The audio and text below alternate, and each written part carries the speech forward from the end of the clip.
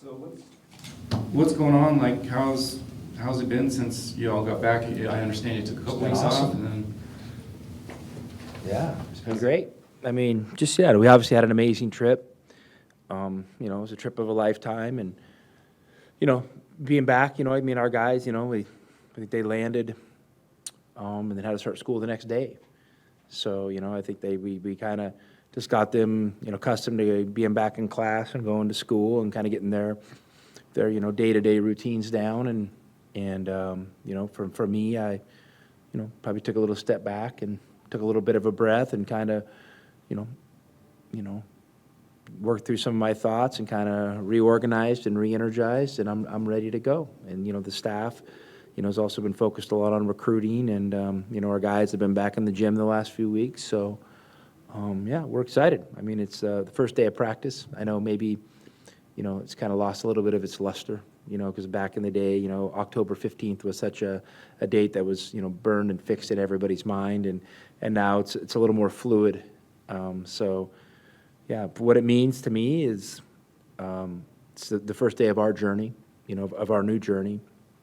I think we've laid the foundation to set the table pretty good, and it means that we're 42 days away from our first game. I think that's how the formula works. how does having the 10 practices and then the trip affect going forward? Like, are you in a different place? I honestly don't think it means maybe what it used to. Now, I mean, the NCAA has really grown, with how, they've let players and coaches interact in the off season. And so, we're around our players a lot more than we used to be. And, we're able to, basically practice. You can have, 8 weeks of stuff you can do in the off season, and that's quite a bit, So, but yeah, no, it was great, because we were able to, do our 8 weeks, and then, we had, 10, kind of real practices we kind of used as a mini camp, and then, we were able to kind of keep building on that basketball-wise while we were on our trip and got to play a few games. So, yeah, I mean, you're maybe a little bit further along, but at the end of the day, that probably doesn't mean much, maybe you could overvalue it. I mean, it just comes down to one thing. Let's have a good practice today. I mean, that's 100%. That's what my mindset's at. Was there anything unexpected that you learned about your team or any particular player with the practices and then the trip and those games? I mean, I don't know if anything unexpected. I mean, obviously you learned a lot. But the one thing that I'm really being mindful of is not putting people in boxes or cornering them or anything like that, and kind of, letting their development and evolution as a player show. And, and then from there, we'll start making decisions how we're going to mix and match lineups and things like that. But what I tried not to do is get ahead of myself, because I think these boys are working really hard, and I think they're making great progress. So, I want them to continue on that path, and I don't want to be the one to stunt their growth. Now that the non-conference schedule has been released, can you comment on it just as a whole and how you put that together? And is this what people should expect for each year? Well, I mean, I don't want to act like there's some crazy master plan, or anything like that. Obviously, the schedule, when you kind of, drill it down, it looks daunting. But I think it's something this team's going to be prepared to do, and it's a challenge I feel like we need as a program. And a lot of these were just maybe opportunities that came up, and as we I spent a lot of time with TJ, kind of talking about this stuff, and as we kind of slice and dice the schedule, we just felt like these were the right moves, and I'm excited about it. Maybe it's got a maybe a little heavy lean to some of the neutral games, but I think if you think about, you play your Maui, you play your Bahamas, those are 3 neutral games, and so we're kind of doing that, but all of the games are one-offs. And, and so, I mean, if you looked at a field where at any neutral tournament where you played, Purdue, Alabama, and FAU, and Michigan State, I mean, as a 4th one, I mean, that would be a pretty awesome draw. So, I mean, we're just separating those games kind of out a little bit. So I'm excited. I'm excited. Was there not an opportunity for one of those tournaments this year? Yeah, I mean, there was an opportunity, and we were in one, and we just ended up not feeling good about it and didn't feel like it fit with the direction we wanted to go as a program. So, we were able to kind of, get out of it, and then we kind of had to piecemeal it from there. Oh, what would you say that your most memorable part of the overseas trip was? Just sharing the experience with everybody. I mean, I think was that, I've been fortunate to have traveled quite a bit, and even my mind was kind of blown and my eyes were really open from some of the experiences we had, and to share that with people that have never maybe traveled before, especially some of the players, was really cool. And for me, if nothing else, I hope it's, for them kind of gives them that travel bug where they want to, as they're growing up and settling into their young lives, they want to get out and explore the world. And I think that would be something that would be really cool. So, Tommy, at first glance, from watching you guys, seems like you have a lot of depth, and that's a good thing. The second thing is you have a lot of depth, and how to find the time to play the depth. Is that a dilemma or is it a worry? Well, it's not a dilemma. I feel like last year, when I kind of, self-assess, maybe I sliced the roster a little too thin last year. And, which can work, and it certainly has worked for others. And, I've been on teams where it has worked. But, it maybe last year it was a little bit, it kind of showed itself at the end. And I felt like, I owed it to the program to increase our margin for error. And, so one of the ways was, adding more depth. And I'm excited. I think we have great guys that are, about the right thing. And, managing, a lot of good players is a good thing. But more importantly, you're managing great people. And, great people that are a part of a great organization understand there'll probably be some sacrifices that come along the way.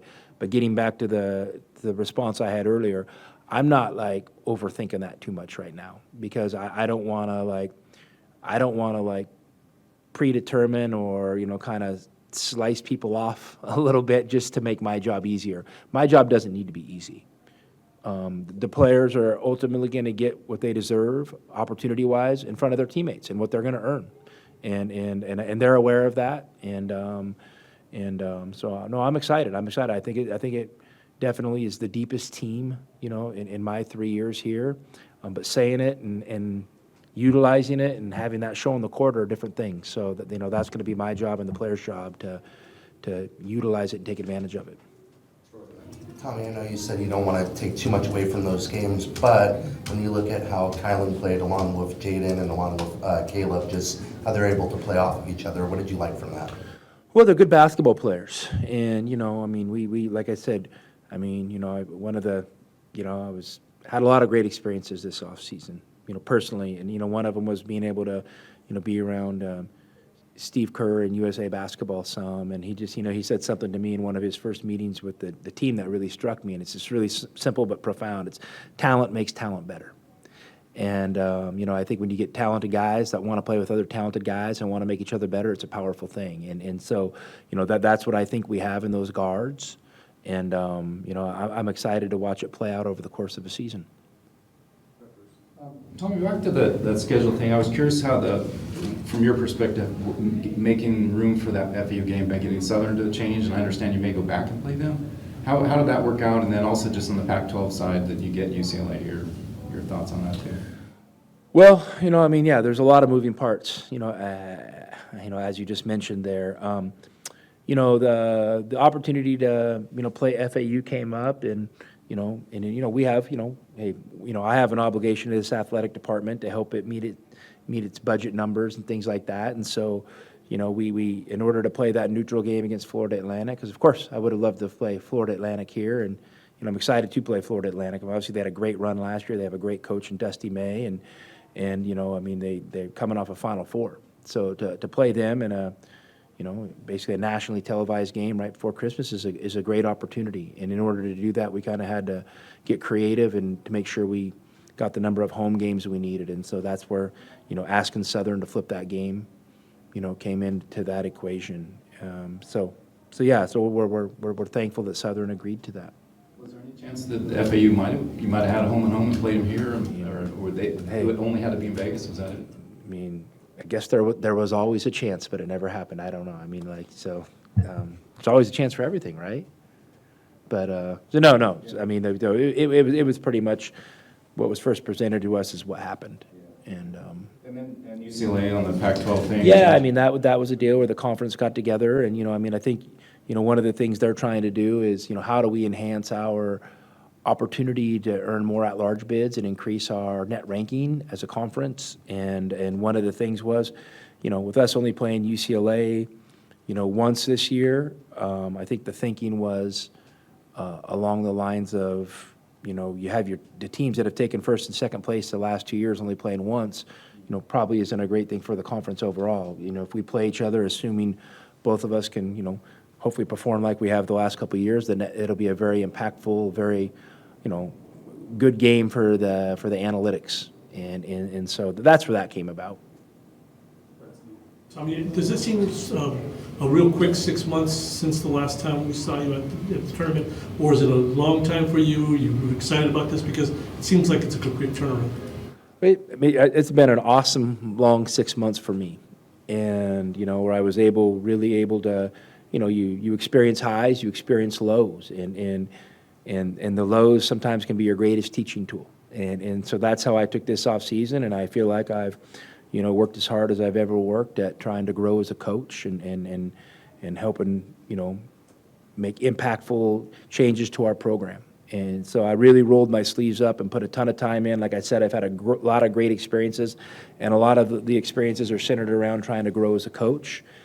I've taken numerous trips, whether it's to be with other coaches, have other opportunities, or family vacations, or to hang out with Bruce in the Middle East. So, I mean, I've done a lot. And for you. Outside of being with Bruce, did you ask any of your colleagues for reflection or for assistance or whatever to kind of get through what it was, first round loss, whatever? Are you talking about the whole experience overall? Yeah, I mean, well, obviously we've had lots of conversations about that stuff, and at the end of the day, we own it. I mean, I think the only way you can truly write the next chapter to your story is if you own everything that came before it, and that's good things and bad things, and there's no excuses. I mean, we just, it comes down to our culture probably wasn't strong enough, and our effort wasn't good enough, when we needed it most, and for whatever reason, those two things were kind of where I've came down to. So, my immediate thought after we lost that game, what was, I've got to increase our margin for error. And how do I do that? And so that's the mission I've been on this offseason. What's the goal for the Red Blue Showcase as far as from the team's standpoint? First goal is to have good practice today. And as we lead into Friday, I mean, obviously, the Red Blue Showcase it's an awesome community event. And that's the main thing it comes down to is engaging our basketball program with the community of Tucson. That's one of the biggest differentiators between the University of Arizona men's basketball program and other jobs in the country. Our program is embedded in the community. It's part of the foundation of Tucson and the University of Arizona.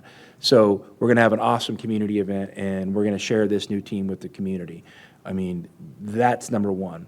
Number two, anytime we play, we want to try to play the right way. So anytime you get your guys the first time in front of 14,500 people, it's really cool to see how they kind of react. Are we able to take a breath? And there's some stress and some pressure maybe, and are we able to take a breath and kind of just do our jobs and play within the way we ask them to play? So I love looking at that.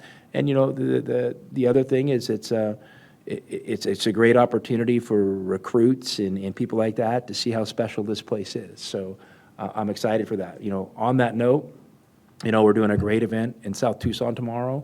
You're doing it with Bert Lopez and HSL Properties and Alma, from the Arizona Bilingual newspaper. She's done a great job. We're putting on an event in South Tucson where we're going to give away 1,000 tickets, to anybody in the community that wants a free ticket to the Red Blue Showcase. And the game's going to be sold out. This is the first year I think in a long time it hasn't been televised. Obviously lots of things have happened with the Pac-12, and it looks like the things on the football side are really strong right now, so I think they're putting all their effort and energy towards that, and just there wasn't enough resources or crews available to broadcast our game. So the only way you're going to be able to see the Red Blue event this year, the Red Blue Showcase, is to come. And I think, there's tickets are going fast, and so we look forward to having an awesome night. Do you have anybody that you anticipate not being available for the game? I know there were a couple guys that missed some time overseas. Yeah, not as of today. I mean, as of today, I think we're opening our kind of fall camp with everybody available. As far as that game, do you anticipate, I think the last couple of years you've had a lot of your top guys go against some of the other guys the first half, and then you switch it up. Do you anticipate a similar formula or any other changes, master plan here? Good practice today. And we'll see where that leads to for Friday. I really haven't thought about it. You guys have you had any? I think we should do a draft and let you guys pick the teams. I think that would be kind of fun. Oh, let's do it. Who would you say has impressed you so far throughout practice? Yeah, I mean, all in all, I think all our guys are trending in the right direction. I've been impressed with our new guys. I mean, I think that, they're going to be, closer to ready to contribute than closer to not. Obviously we've talked about KJ, and KJ played well, this summer. And we have a lot of new guys, and I think Caleb's done a great job coming and fitting in, and that's something he and I have talked about a lot, and he's been great to have around, and I'm so thankful we have him. Jaden Bradley's, he's the player we thought he was, which is a really good player, and then you got, our Lithuanian boys, Morauskas and Krivas, and they've both shown that they can make an impact right away, and then. We got El Jefito. Conrad's been fun to have around, and, I think, our guys just love having him on the team, and the spirit and the energy that he brings. So it's been great. I don't know if I'm kind of missing anybody else here.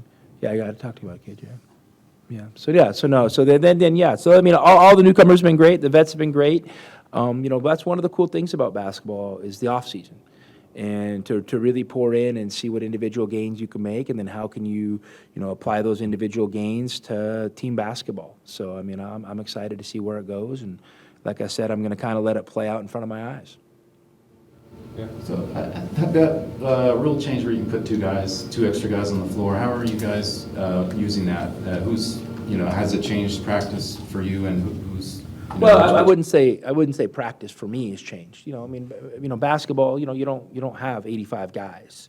So, and you coach both sides of the ball for the most part. Like, one impacts another immediately, and the same personnel is going to both ends of the court. So, I don't think our practices will change too much. Rem Backmus and Ken Nakagawa, are kind of sliding into that role, roles for now, and they can be a little extra voice in practice. But they also do a really good job off the court with individual development with the guys, and so I think that's a lot where their focus is at this point. Evan Manning too. I'm just curious. That's a new position, I guess. Director of Ops. Is he taking stuff away from TJ? Yeah, we felt like we just needed a little bit more support internally, and Evan's a really talented guy, who's been obviously around basketball his whole life and been at really high levels, and he and I have worked together before, and he's a great asset to the program, and he's already making a nice impact. Some director of ops seems to have a different meaning than a lot of. Yeah, listen, there's a lot of things that go on behind the scenes that maybe not everybody needs to know about, are sexy, but are super important, and he's kind of helping us just strengthening some of those foundational things behind the scenes, and he's doing a great job. And I understand that there was that report on David Blatt maybe helping in some kind of role. I know you started that. Well, you started it. No, it started in Israel. Well, you broadcasted it, and no, there was no truth to it. Coach Blatt and I are great friends, and maybe someday along the line that would be really cool. But at this point, it's nothing that was ever really been discussed, and definitely wasn't discussed this summer. So. Well, I was just wondering too. He's pretty well respected internationally, and you're plugged in internationally. I didn't know. Has there been anything you guys have talked about that's kind of influenced you in your philosophy? Well, he's influenced me a lot. He's probably more than he knows it. You know, he's kind of been a mentor from afar, and as I've gotten to know him over the years, you know, that's, you know, definitely brought him closer to me. He's just a really smart guy, and if you want to be good at something, you know, it's probably a pretty smart thing to go learn from people that are great at it, and he's great at it. And so he and I have had a, you know, kind of a long relationship and an ongoing conversation over a lot of years. So somebody I really admire and respect. Sorry, do you have any, I know this is tricky in this day and age, but like recruiting goals this year? You know, 2 guys appear to be lined up. I mean, do you figure that's what you're looking at in the fall, maybe another? You know, how, you know, you've had typically half international. How do you expect this year maybe the same, or, you know? I want to bring in as many guys that fit our culture and are going to be, you know, significant contributors to Arizona basketball. I don't have there's no set formula. I mean, it just, I think it's hard to do that this day and age. So, no, we're excited where we're at, and our focus today is going to be having a great first practice. It still does, you mentioned it does help for recruiting still, you know, having the red-blue game. You know, I didn't know too, with international guys, can you send them video of it, or, you know, to get them a feel for what it's like? That kind of thing. I mean, listen, I think it's a great opportunity to show that, you know, I don't know how many programs can get, you know, about 15,000 people on a Friday night, still in September, to come out and support their men's basketball program. And so I think it shows really well. And I know they got a great event planned, and, you know, I know Richard and Channing are going to be here kind of, you know, running the show. So I'm excited to see how that goes. And, you know, and I wouldn't be surprised if there's some other, you know, famous Wildcats that the fans love that make appearances as well. You know Richard Channing pretty well at this point? I mean, a little bit, yeah. I'm getting to know them for sure over the years. And they're great guys, and they've been great to me. And obviously they're a bunch of fun and have, you know, great high-energy personalities, and they're great representatives of our program. So, you know, we want to do everything we can to represent their program in the best respectful way possible. And there are still tickets available.